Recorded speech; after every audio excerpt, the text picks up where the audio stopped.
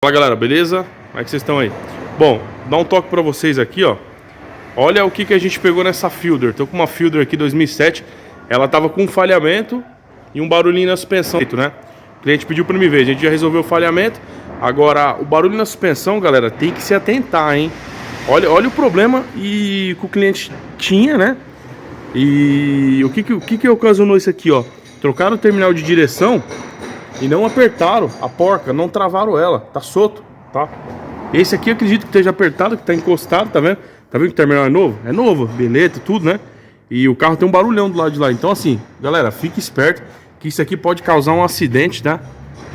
Deus livre aí perder até a vida por causa disso aqui, se a roda soltar, o cara tiver em alta velocidade, né? Balança aqui a roda, pra mostrar pra turma. Olha lá, galera, ó.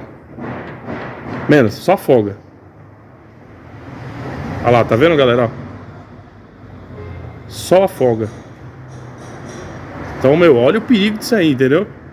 Tem que se atentar, galera. Então, esse vídeo aqui é mais intuitivo aí, pra vocês ficarem espertos. A gente vai torquear tudo aqui, né? E vai zerar. Esse aqui já era, né? Então, fique esperto aí, galera. Na correria aí, né? De repente você deixa um parafuso solto, a pessoa perde a vida, você arruma um problemão pra sua vida por uma falta de atenção, tá?